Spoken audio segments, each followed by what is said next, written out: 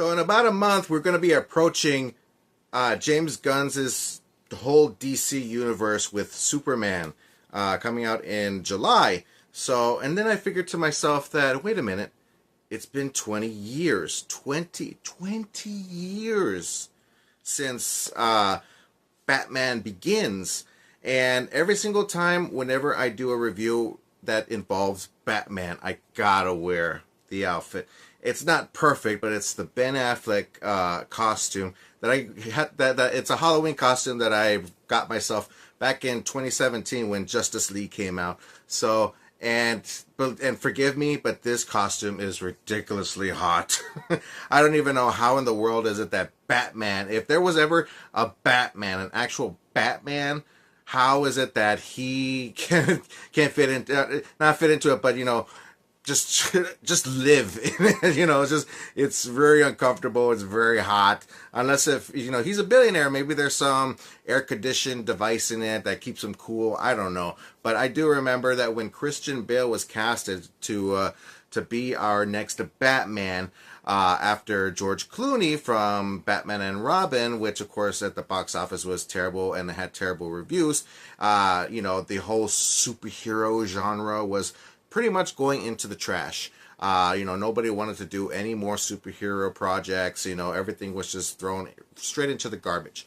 But then came the time when Christopher Nolan came into the picture and said, you know what, we're going to do an origin story of Batman, and we're going to give out every explanation as possible as to how he how he became who he was as Bruce Wayne into the ultimate iconic superhero Batman.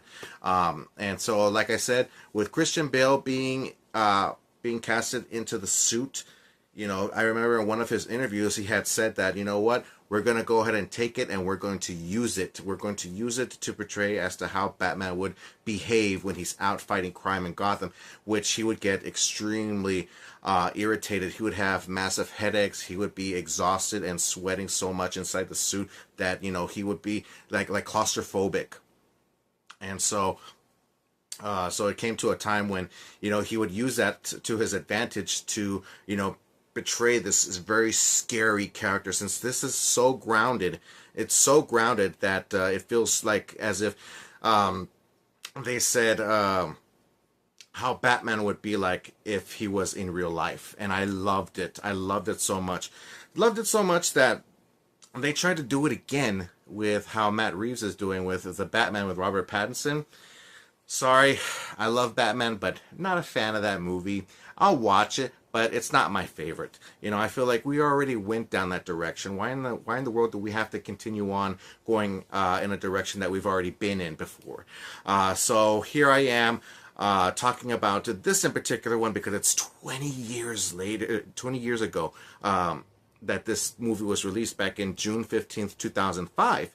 And I remember those times. I remember how my life was back then. I remember how, I thought that when them saying that this was going to be an origin story, I thought it was going to be an origin story reflecting towards the, a story before Michael Keaton's, Tim Burton's Batman. And no, this was a complete different story. This is all rebooted. This is all going to be its own original story, and which of course was never really explained itself in the comics, and nor has it ever been portrayed in either the animated series or any of the films. We did get a minor backflash of how Bruce Wayne's parents were murdered by the Joker in the 89 movie, which a lot of people didn't really take it too well, but they went ahead and accepted it and said, okay, well, I guess we're going to go down that direction.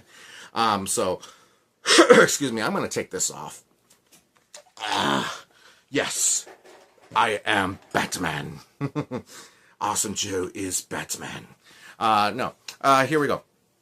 So, the way that Gotham is portrayed in this movie, I cannot believe in how the locations that were recorded off of this new Gotham, which was in either Tokyo or in London, and most basically in Chicago. And you can really see and feel how this Gotham is very, very in deep trouble. It needs a savior. It needs a hero out there to put everything back together, the way that his parents were working so hard, and since they had been killed, now crime has taken over, and everything that they worked hard for was just thrown away. So you got Christian Bale. Didn't know who he was. I've never seen any of his work before. To be honest, when I heard Christian Bale and I saw a picture of him, like I said, I don't know who he was. There was a time when I thought, oh, okay, that's Matthew McConaughey. I thought Matthew McConaughey was going to be Batman. I don't know where I got Matthew McConaughey from. I know I've seen him in several movies before to believe that, oh, okay, that's him. But no, it wasn't. It was this guy, Christian Bale. And he just got off of the movie The Machinist. I believe that's how you call it. Never seen that movie either, but from what I heard, that he was ridiculously skinny, and he got a trained professional to build him up, become very muscular and stuff like that. So he did Batman very well. He's pretty much a lot of people's favorite actor to portray the Caped Crusader. And then of course, there's not much of the actors in the movie that I didn't really know about. Like for Cillian Murphy, didn't know him. I knew Michael Caine, I knew Gary Oldman, I knew Morgan Freeman, I knew Katie Holmes, I knew Liam Neeson. So I didn't know Ken Watanabe, but he's one of my favorites now because of this movie and because of The Last Samurai with Tom Cruise. So whenever I see Ken Watanabe, oh man, he's awesome. Great, wonderful to see him. The Batmobile is fantastic. I love the Tumbler. A lot of people did not like the Tumbler at first when you first get to see this thing. But when you saw it in action in the movie, when it had its little sequence going on, Batman driving it, getting chased by the cops around Gotham, that was a phenomenal scene. And that became a lot of people's favorite Batmobile. As a matter of fact, I have a big remote control vehicle. I have it here now. I don't have time to show it to you guys, but it's very fun to very fun to look at. The suit is very different as well too. A lot of people had a problem with the bat nipples. Didn't care until you guys brought it up. Whomever had a problem with it, it didn't bother me, and it still doesn't bother me. But it's now noticeable now because a lot of people complained about it. But when it came to this one, it still looked really uncomfortable. It still looked like he had some complications. Turning the neck. Of course, they fixed that in the next movie, in The Dark Knight. But yeah. But the suit still looked amazing. I know that my mom, I was still a kid, graduated from high school, and she bought me the toys, she bought me the figurines, and I just looked at it and I'm just like, this looks really awesome. I love it. It looks great. So yeah, and then when it comes to the music is what is my favorite part of the movie. The music with Hans Zimmer and of course with James Newton Howard. These both teamed up, and they're phenomenal composers, and the way that they develop the music into this is just fantastic. It feels very Batman. It feels very, it's just so cinematic. I love it so much. I hear it a lot, and I can never get enough of it, especially when it comes to Hans Zimmer's work. Man, fantastic work. Gary Oldman, of course, like I said, he is the perfect Commissioner Gordon. When I see him, I'm just like, that's Commissioner Gordon. Because Commissioner Gordon, to me, is the one that you would notice in the animated series. That's Commissioner Gordon for me. The way they developed Commissioner Gordon in the live-action films, with Batman, Batman Returns, Batman Forever, Batman and Robin, I didn't really feel too Commissioner Gordon. Maybe to the Adam West television series to have some relation, but when it comes to a modern day Commissioner Gordon, I'd say it went the perfect route. But yeah, it was fantastic. I love this. Christopher Nolan did an amazing job. He actually was only just fixating on doing just this one film, but since this was such a great success, of course he had it in him to do 2 more films, and they were phenomenal movies. But yeah, 20 years old, my goodness, man. And a lot of people had a lot of hate towards Katie Holmes being in this, but she was just getting off of doing, like Dawson's Creek. Then she has a lot of noticeability with her relationship with Tom Cruise at the time. So yeah, it was, I found her to being a great Rachel Dawes in this movie. A lot better than a lot people would say about Maggie Gyllenhaal in The Dark Knight. So, but yeah, fantastic. They had the Scarecrow, they had Ra's al Ghul, two different villains that we've not seen in a live action development of a Batman villain. So it was great getting to seeing that.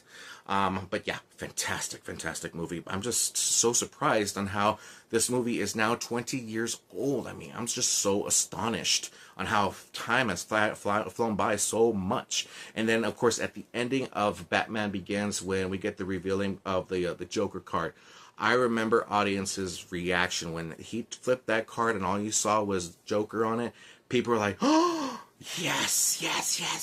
You know, people were excited. They wanted more. They wanted more of this Batman. And they're just like, you know, they just couldn't wait. They were so excited. And as was I, you know, me being a huge Batman fan, you know, I could not believe that, you know, we're taking this direction on how they're developing these films. So phenomenal, fantastic. Batman Begins, I mean, for me, honestly, with my little critical rating, I'd have to say I had to give it a good 10. 10, phenomenal. Not even 10, man. 100, man. It's just amazing, phenomenal.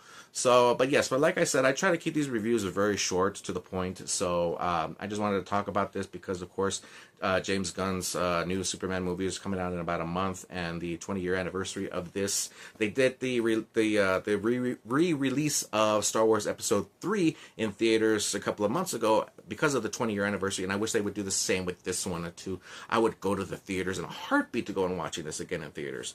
And as a matter of fact, the entire Dark Knight trilogy if I had to. So, but anyways, that's my take, you guys, on Batman Begins. What did you guys think? I know you guys have watched this movie, and if you have, let me know what you guys think down in the comment section on the bottom. Let's have an awesome time talking about this movie or any movies that you like to talk about in general, because I love to talk about movies, but most importantly, I love to talk about them with you.